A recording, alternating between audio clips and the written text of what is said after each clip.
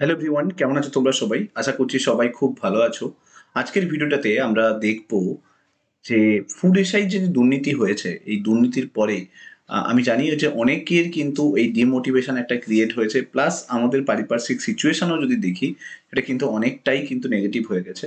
তো আজকে আমি তোমাদেরকে বলব কেন তোমরা অনেক বেশি পজিটিভ থিঙ্ক করবে এবং পরবর্তীকালে তোমরা কি করতে পারো এবং কি ভ্যাকেন্সি রিলিজ হয়ে আছে যেগুলোর জন্য তুমি কিন্তু লড়াই চালাতে পারো। দেখো, একটা কথা আছে, যদি তুমি হার মেনে নিতে চাও তাহলে কিন্তু তোমাকে হার মেনে নেওয়ার জন্য কিন্তু অনেক রাস্তা খোলা থাকে। কিন্তু তুমি যদি হার না মেনে লড়াই করতে চাও তাহলে তোমার কাছে কিন্তু একটা রাস্তা দেখা উচিত। আমার মনে হয় সেই একটা রাস্তাই খোঁজা কিন্তু তোমার কিন্তু নির্দিষ্ট কিন্তু একটা গোল হওয়া উচিত। কারণ কি, তুমি হার মেনে নিতে চাইলে তোমার কাছে অনেক অপশন পড়ে রয়েছে। জেনে রাখো, যখন তুমি হার মেনে নিতে চাইবে না, তখন দেখবে পারিপার্শ্বিক সিচুয়েশনও তোমাকে সেইভাবে তৈরি করবে যাতে তুমি হার মেনে নাও। আর যদি তুমি লড়াই করতে চাও, যদি সবার বিরুদ্ধে তোমাকে লড়াই করতে হয়, তাহলে তোমাকে পারিপার্শ্বিক সমস্ত সিচুয়েশনে এগেনস্টে কিন্তু লড়াই করতে হবে। ওকে, চলো আজকে আমি তোমাদেরকে বলি যে হার না মেনে নিয়ে কিভাবে তুমি পরবর্তী সিচুয়েশনগুলোতে লড়াই করতে পারো। দেখো, যদি আমরা দেখি এই মুহূর্তে দাঁড়িয়ে West Bengal public service commission ডাব্লিউবিপিএসসির আন্ডারে অলরেডি দুটো নোটিফিকেশন কিন্তু রিলিজ হয়ে আছে। একটা হচ্ছে ডাব্লিউবিপিএসসির যেটা মিসলেনিয়াস এক্সাম, এটা তোমরা দেখতেই পাচ্ছ এখন। ডাব্লিউবিপিএসসি মিসলেনিয়াস এক্সামে মোরললেস আমি বলছি 1000-এর উপরে ভ্যাকেন্সি রয়েছে। আর যদি আমি ক্লার্কশিপের ভ্যাকেন্সি দেখি এই মুহূর্তে দাঁড়িয়ে প্রায় যেটা আপডেট আসছে, প্রায় 5,500-এর কাছাকাছি কিন্তু ক্লার্কশিপের ভ্যাকেন্সি আছে। এটা 6,000 থেকে 7,000-এর পজিশনেও কিন্তু যেতে পারে। তার মানে ভেবে নাও, প্রায় 7,000 ক্লার্কশিপ ভ্যাকেন্সি এবং তার সঙ্গে সঙ্গে মিসলেনিয়াসের প্রায় 1,000 ভ্যাকেন্সি, মানে 8,000 ভ্যাকেন্সি কিন্তু এখনো কিন্তু শুধুমাত্র ডাব্লিউবিপিএসসির আন্ডারে কিন্তু রয়েছে।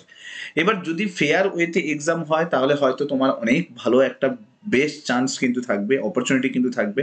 কিন্তু তা বলে হার মেনে নিয়ে বসে থাকতে পারো না। এত আন্দোলন সবাই মিলে করলাম, এখন দেখা যাক এর রেজাল্ট কি আসে।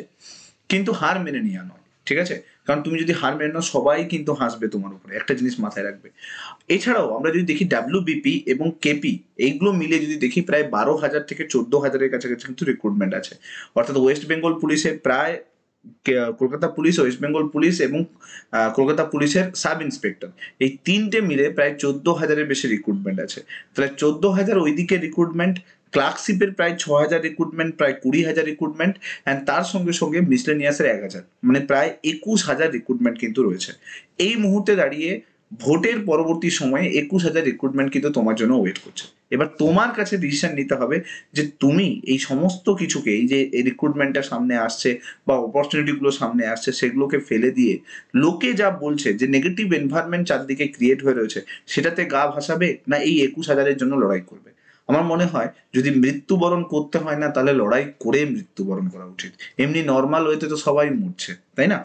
এই জন্যই দেশের সৈনিকদেরকে আমরা এত শ্রদ্ধা করি। কারণ কি, তারা যখন মারা যায় বা মৃত্যুবরণ করে, তারা কিন্তু শহীদ হয়ে কিন্তু মরে। কারণ কি, তারা দেশের জন্য লড়াই করে। আমারও মনে হয় যে তোমরা যদি লড়াই করছো, তাহলে লড়াই করার মতো লড়াই করো। সমস্ত সিচুয়েশন তোমার কাছে থাকবে, তোমাকে বাধ্য করবে হার মেনে নিতে, কিন্তু তুমি হার মেনো না, তুমি লড়াইটাকে চালিয়ে যাও। এই মুহূর্তে 21,000 রিক্রুটমেন্ট বললাম। রিসেন্টলি তোমরা জানো হাইকোর্ট কিন্তু একটা অর্ডার দিয়েছে যে পিএসসি কে ভোট চলাকালীনও কিন্তু রিক্রুটমেন্ট কন্টিনিউ করতে। তার মানে পিএসসির আর একটা রিক্রুটমেন্ট, বড়সড় রিক্রুটমেন্ট কিন্তু গ্যাপ আছে, সেটা হচ্ছে ফায়ার অপারেটর। ফায়ার অপারেটরের কিন্তু রিক্রুটমেন্ট এখনো পেন্ডিং আছে। ওটাতেও কিন্তু হিউজ ভ্যাকেন্সি আছে। তো ওটাতেও কিন্তু খুব শীঘ্রই কিন্তু পিএসসি কিন্তু এটার উপর কাজ করছে এবং রিক্রুটমেন্টের নোটিশ আসতে পারে। তার মানে ওটাতেও যদি আমি ধরে চলি, প্রায় মোর অর লেস আমি বলছি 800 থেকে 1,000-এর কাছাকাছি রিক্রুটমেন্ট হতে পারে। তার মানে হিসেব অনুযায়ী ওইখানে ছিল 21,000 রিক্রুটমেন্ট, আরো এই 1,000 রিক্রুটমেন্ট যদি অ্যাড হয় তাহলে 22,000 রিক্রুটমেন্ট কিন্তু সামনে কিন্তু রয়েছে।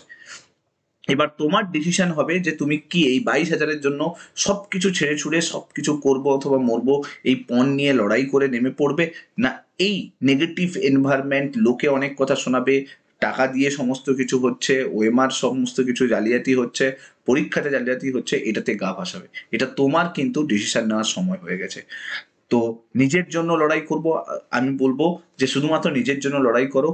ওপরওয়ালা, যদি তুমি লড়াই করতে থাকো, ওপরওয়ালা তোমার দিকে তাকাবে আর তোমার জয় নিশ্চিত। সো ভালো থাকো, সাবধানে থাকো, সুস্থ থাকো, আর লড়াইটাকে কন্টিনিউ করো। All the best.